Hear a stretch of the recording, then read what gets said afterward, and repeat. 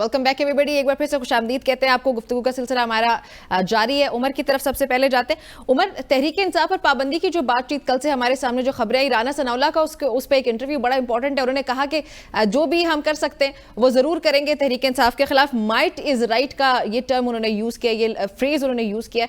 मतलब मुझे यहाँ पे ये समझ नहीं आ रहा कि इक्तदार में जब आप आते हैं तो आप कुछ भी कर सकते हैं, and actually might is right. So ये इस बिहेवियर के साथ हुकूमतें या जमहूरियत नहीं चल सकती एटलीस्ट।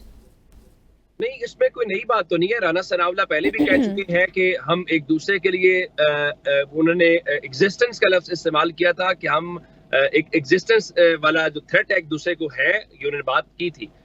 बात सिर्फ इतनी है कि हालांकि उमर उसूली तौर पे को एग्जिस्ट करना चाहिए, हमारी जो भी सियासी जमातें जो भी सियासत को एग्जिस्ट करना चाहिए इनको। वोट ऑफ नो कॉन्फिडेंस से लेके आज तक जो है मुस्लिम लीग नून और उनके इत्तेहादी एक खौफ में मुब्तला है। वोट ऑफ नो कॉन्फिडेंस क्यों आया था? इसी खौफ में था जी हम जेलों में चले जाएंगे, जी हम ये होगा, हम वो होगा। अब तो आपकी मर्जी का चीफ, आप कहते थे काजी फायज ईसा साहब आएंगे तो हमें इंसाफ मिलेगा, आपकी मर्जी के चीफ जस्टिस हैं। आपने फिर अपनी मर्जी से आपने यही कहा ना कि नवाज शरीफ साहब आर्मी चीफ अपनी मर्जी का उन्होंने अपॉइंट किया। जाहिर है ये हर हुकूमत का इख्तियार होता है कि वो अपॉइंटमेंट मर्जी से करें। अब आपको खौफ किस बात का है?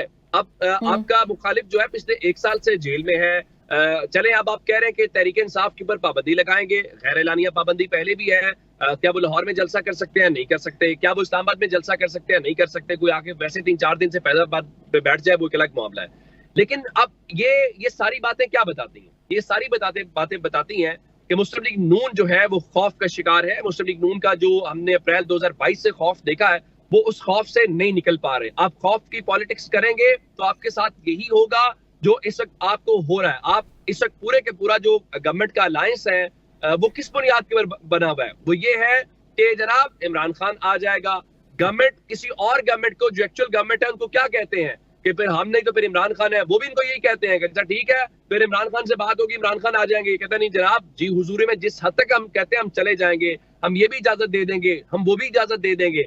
तो इस वक्त मुस्लिम लीग नून के पास और उनके इत्तेहादियों के पास कोई नैरेटिव नहीं है। देखें वो हमारे एक बड़े जय्यद सहाफी है उनका कि कोई नैरेटिव भी नहीं है और गवर्नेंस में काफी वीक ही गवर्नेंस में काफी एक जुमला उनका हमारी गवर्नमेंट का या ऑपोजिशन का इस वक्त इनका सिर्फ एक ही तारुफ है कि ये इमरान खान के मुखालिफ हैं और ये इमरान खान की मुखालफत में ही ये सियासी रिस्क खा रहे हैं।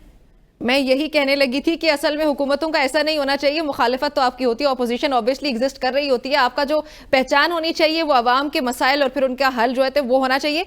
परवेज साहब आपकी तरफ आऊंगी।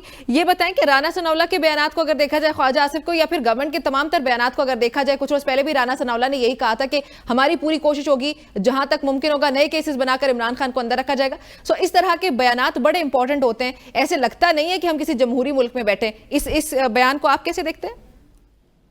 अगर अभी भी आपको ये यकीन नहीं हम जमहूरी मुल्क में बैठे हैं तो फिर मेरे ख्याल में अफगानिस्तान की, इराक की या सीरिया की। परवेज साहब माजरत के साथ इंटरप्ट कर रही हूं, मुझे ये लग रहा है कि आप नून लीग को ये कह के डिफेंड भी करेंगे कि ये जो गालम गलोच और जो डिसग्रेसफुल किस्म के बयानात आते हैं इसका रुझान भी तहरीक इंसाफ ने इसको इंट्रोड्यूस कराया। प्लीज ये कह के डिफेंड मत कीजिएगा, आप अपना पॉइंट दे सकते हैं। मैं इस बात का क्या जवाब दूं? मुझे बाकी जो 3 लोग मेरे साथ बैठे हैं, जो चौथी एंकर साहब हैं, उनको भी जवाब देना पड़ता है। जाहिर है चारों ही एक तरफ पे हैं और एक सर मैं ही तो सवाल पूछूंगी, आप जवाब दीजिएगा। नहीं, सवाल नहीं पूछेंगे। आप देखें ये गालम गलाज देने वाला जो कल्चर है वो भी आप PMLN पे डाल रही हैं और जो पाकिस्तान तहरीक मैंने डाला नहीं है, निकाल रही है। नहीं डाला है आपने यही कहा, बट चले नहीं हाउ सर ये सब करते हैं। अली गंडापुर के बयानात भी बड़े तशवीशनाक होते हैं। हम यही तो कह रहे हैं कि सब करते हैं। राना सनाउल्लाह साहब कह रहे हैं जो पाकिस्तान मुस्लिम लीग नून का या जो इस वक्त पाकिस्तान की आवाम कह रही है वो होना चाहिए। जितनी देर जब तक इमरान खान साहब को जेल में रखना पड़े रखना चाहिए। पाकिस्तान तहरीक इंसाफ पर अगर पाबंदी लगती है तो लगानी चाहिए, वरना ये मुल्क आगे नहीं चलेगा। पाकिस्तान तहरीक इंसाफ और पाकिस्तान दे दोनों इकट्ठे चलते हुए दिखाई नहीं दे रहे। देखिए जिस जमात का सिर्फ ओढ़ना बछोना पाकिस्तान की तबाही है, जिसका मरकजी वजीर खजाना अपने सूबों के वज़राए खजाना को ये टेलीफोन करके कह रहा है खत लिखो भेजो कि किसी सूरत में ये जो हुकूमत है इसको IMF के साथ ना बैठें, इसको कर्जा ना दें, ये हुकूमत नाकाम होनी चाहिए, पाकिस्तान बैंकरप्ट होना चाहिए। उस जमात के ऊपर पाबंदी लगनी चाहिए और उसके जो लीडर हैं उसको जेल में रखना चाहिए। जो जमात 9 मई जैसा वाकया करवा सकती है, अपने शहीदों की कब्रों को जाके उखाड़ सकती है, उनके लेकिन लगे परवेज हुए साहब एक मुजस्समे मसला कोर्ट यहाँ पे सकते फिर हैं, ये उस आ पर जाता है ना पाबंदी कि लगनी अगर चाहिए। आज मेरा- पाबंदी मेरा- लगेगी, जी जरूर जरूर, जी जी आप मैं ये कर कह लें, रही हूँ कि इनको कर अगर लें अपना। मैं ये कह रही हूँ कि अगर आज पाबंदी लग जाती है तहरीक इंसाफ पर और फिर ये साइकिल है ना, एक आज कोई इक्तदार में, कल कोई होता है, फिर ये चीजें आगे चलती जाएंगी, मजीद हम लोग एक्सट्रीम से मजीद किसी और एक्सट्रीम की तरफ निकलते जा रहे हैं। प्रॉब्लम ये है यहाँ पे, अगर तो कल कोई दूसरी जमात वजह देगी तो उस जमात पर भी लगनी चाहिए। पाकिस्तान से आगे तो कुछ है नहीं है,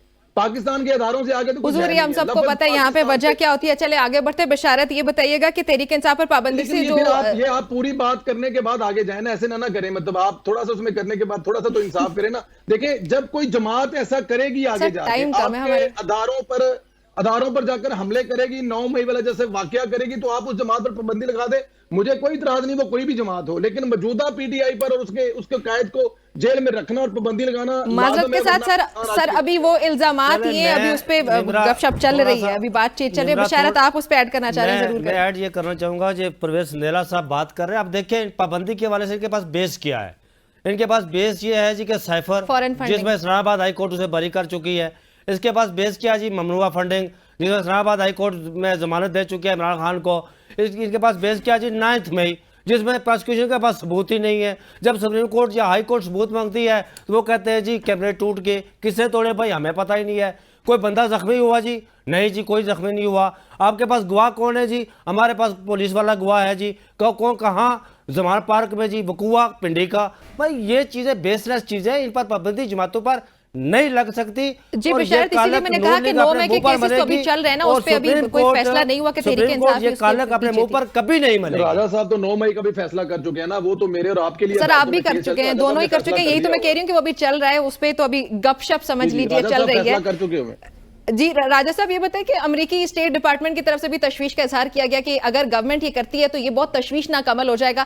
सो गवर्नमेंट इसको कैसे कवर करेगी? एक तरफ तो हमारे सामने ही हमारी हुकूमत की जानिब से बयानात सामने आते थे कि हम लोग इनके बगैर सर्वाइव नहीं कर सकते, IMF के बगैर हम बिल्कुल।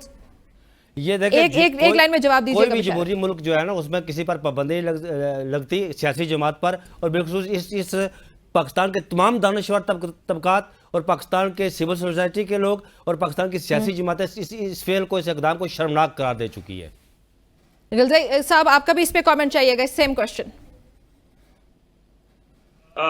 देखिए जी, मैं मुख्तसर ये बात कहूंगा, अभी संदेला साहब ने ये बात की कि इस बात के ऊपर पाबंदी लगनी चाहिए, इस बात के ऊपर पाबंदी लगनी चाहिए। अगर IMF को ने फोन किया, अपोजिशन जमातें ये करती हैं, FATF के मामले पे अपोजिशन जमातों ने बड़ी सख्त मुखालफत की थी, फिर उन पर भी पाबंदी लगा दें। मुस्लिम लीग नून अदालतों के ऊपर फिजिकल हमले कर चुकी है, उसके ऊपर भी पाबंदी लगनी चाहिए थी। ये तो सिर्फ एक पॉलिटिकल नैरेटिव है। असल पॉइंट ये है कि इस वक्त जैसे उन्होंने ये कहा कि जी 4 लोग एक तरफ है और मैं एक तरफ हूं, इस वक्त सारा पाकिस्तान एक तरफ है, सारी सियासी जमातें एक तरफ सर, है। हिंदुस्तान भी, अफगानिस्तान भी, नेपाल भी, बांग्लादेश भी, सारी दुनिया ही एक तरफ है। सिर्फ मुस्लिम लीग नून और उसकी हुकूमत अकेले साइड पे खड़े हैं। आप अपनी बात, चारों की बात ना करें, दुनिया के बाकी ममालिक भी अपनी तरफ लगाते हैं। करती है, लोगों की तादाद मैटर करती है। पाकिस्तान के लोगों ने अपना फैसला 8 फरवरी को सुना दिया है। अब ये आप माने ना माने, ये एक अलग बात है कि जबरदस्ती वो किस वजह से वहां पे बैठे हुए आपकी जमात कॉम्प्रोमाइज होके और उन्होंने अपना पूरा बयानिया नजरिया छोड़ दिया और उसके हालत ये निकली 17 सीटों तक वो महदूद रह गए।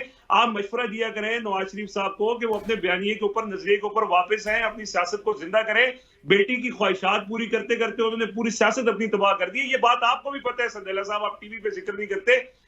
नजरिया अहम होता है सियासी जमात के लिए और लोग सिर्फ नजरिए की बुनियाद पे वोट देते हैं। ये बात नवाज शरीफ को जितना जल्दी समझ आ जाएगी, मुल्क का उतना कम नुकसान होगा। और ये अब सारी सियासी जमातें एक तरफ खड़ी हैं। परवेज साहब 30 सेकंड में प्लीज ऐड कीजिएगा जो आप कहना चाह रहे हैं। इस नजरिया इस मुल्क की हर जमात का होना चाहिए। पाकिस्तान की अवाम, इस मुल्क में नौकरियों की बहार होनी चाहिए, इसकी मईशत ठीक होनी चाहिए, इस मुल्क में पार्किंग शॉपिंग मॉल बनने चाहिए, इस मुल्क में लोगों के आने जाने के लिए ट्रांसपोर्ट के इंतजाम होने चाहिए, इस मुल्क में परवेज नेला साहब से मैं इत्तेफाक करता हूं, लेकिन ये है कि मैं फिर फ्लैट में जीतना चाहिए। वक्त खत्म हो चुका है। तमाम तर गेस्ट का बहुत शुक्रिया। नाज़रीन, गुफ्तगू आपने सुनी, इजाजत चाहती हूँ, अल्लाह हाफिज।